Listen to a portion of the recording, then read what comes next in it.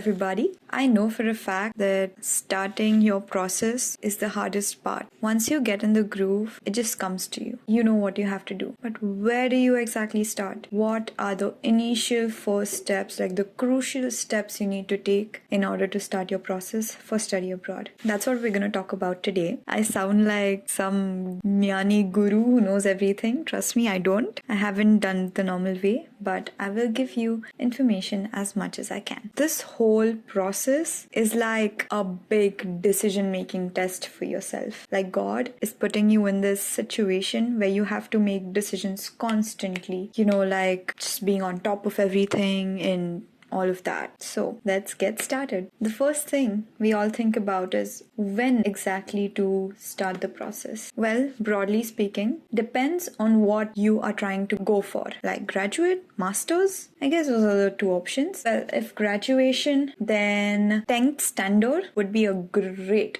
amazing choice to start your process. 11th standard would be a great choice as well, but it would just be a little bit more fast-paced. And 12th standard, you can still do it, but it's going to be very uncertain, crazy. So planning ahead is really important. And if you're watching this video and you're in 10th standard, please let me know in the comments. I'll be like so happy. So for undergraduation, 10th, 11th, 12th, yeah, like it depends on when you're doing it. Everybody wants to come here for undergraduation. Well, almost everybody, I can't generalize it. And for some reason, if it gets away from you, the undergraduation, you have your master's degree too that you can do abroad. So for example, you tried, just wasn't working, or you started your process really late, like in 12th standard, and it slipped away. Now you have it in your mind that you want to study abroad, and it's good if you know that you want to do that at the beginning of your college. If you know from there and you start the process from there, then it's going to be amazing because you have a lot of time to think and all of that. Yes, so for masters, beginning of your college, undergraduation. And let's say if even that slipped away from you, that can happen. There's another option, or rather really good one, I feel like, is working for a company that sends its employees overseas, working for them. And that way you can stay in India, you can do India or your country, you can do your undergraduation, you can do your masters if you want, you can work for that country for 2-3 years, and then they'll send you abroad, and you can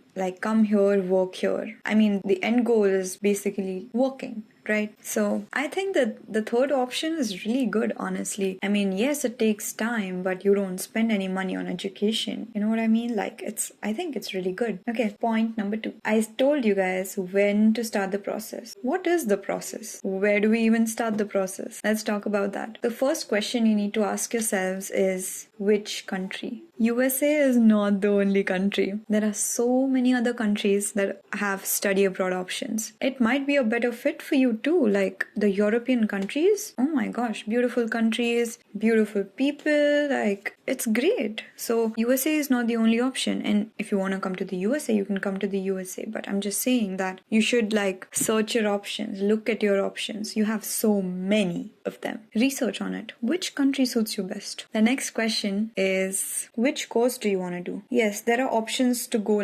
undecided, but that's not going to stand out on your application. So you want to know which course you want to go for. Usually Indian students, they go for computer science. So you just want to make sure that you're very sure about your degree. You're what you want to do exactly. And then after that, you need to kind of target universities that are good in that. So for example, let's say I want to do computer science. Computer science colleges best in dash country, and then a list shows up. So what you want to do is you want to target universities from that list. You want to make sure that you have a dreams list, that is your dream colleges you absolutely would love to go. Then you have your competitive colleges where you kind of know you're going to get in, you kind of know you're not going to get in. It's in the middle, but it's competitive, right? And then the third target list would be easy, you're going to get in. You want to have that target list because in case none of those work out, you want to have an option that you can fall back on. So which country, which course, which few universities that you want to apply for, and then building your resume or your,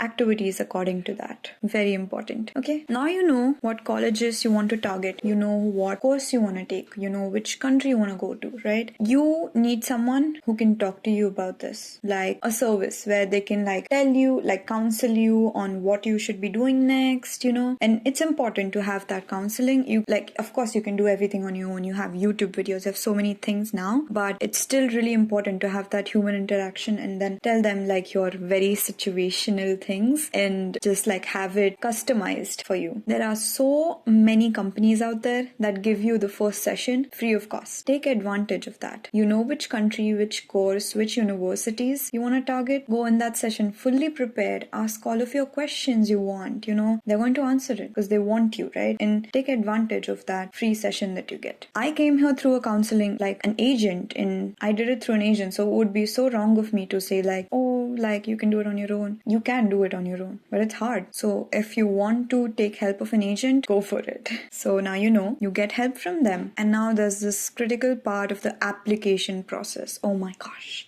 I hate this, right? Who likes application processes? I would not go back in time and do my whole college process again, especially when you're international students. It's so much going into it. Application processes. Okay. It's unique to every college. Their application date, deadline, whatever, is unique to every single college. Once you have your target universities list, which you're going to have, you want to be really organized. Make spreadsheets, write it down, what all universities you want to target. And then on the next cells, write down their application dates. And then write down, how it suits you. Is it dream, competitive, easy? What kind of school is that? Make lists. And once you know that, you want to start preparing your applications, your essays, your transcripts, all of that. Well, that I'm not very familiar with, but you can look at this video that I did with another girl who got in on a really good scholarship, by the way. Just click it, it'll be somewhere here, and you can watch it after this video if you want. You also, with the application date, you want to know how much tuition that college is taking. Money is an important factor, obviously. So how much tuition you need to pay, or is there a scholarship? Every school has their in-university scholarships that are easier to get than regular scholarships, competing for scholarships. Those are easier to get, so you should definitely look at those when you're searching for universities. Tuition and scholarships, very important part. We've talked about where to begin your process, right? The biggest issues students have funding issues. We all know that. Funding issues. Not everybody comes from rich families, and even if they do, Indian currency, with the economy and everything, it's going to be so expensive coming here. And then there's room and board, there's so many things you need to take care of. Yes, funding is an issue, but there's always a solution to every problem. So these are my solutions. You can come up with your own. You can have someone else tell you, do something else, but these are just my solutions that I think would work, So the first one is looking for in-university scholarships. Every university has this quota where they offer student scholarships. You want those. And to get those, you want to be proactive. You want to reach out to, the admissions counselors. So ask them what kind of scholarships they have. Look at university websites, very important. They always have it listed down there. Apply for those. Even if you think that you won't get it, apply. You will get it.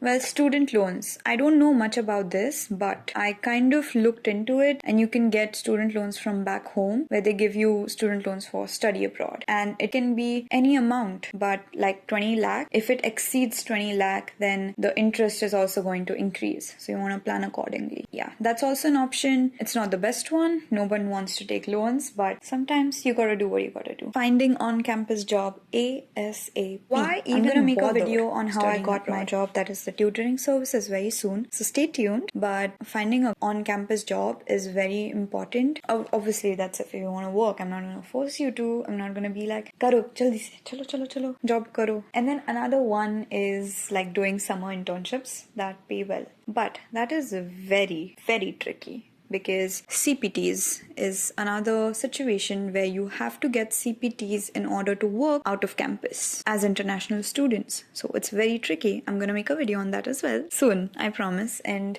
summer internships, if you're doing them, they pay really well. So you should definitely look at them. Enough of my ranting. All the videos that I've talked about, that I'm gonna make in the future are gonna come, I promise. So stay tuned, subscribe, like this video if you found value in it. Well, my camera just died, but please let me know in the comments if you have any questions. I want this channel to be educational, helpful for anybody who's trying to study abroad. Please let me know if you have any other questions in the comments. I will be sure to answer them. And thank you guys so much for watching. You're the best, and I'll see you in the next one. Okay, bye then. Stars shining bright.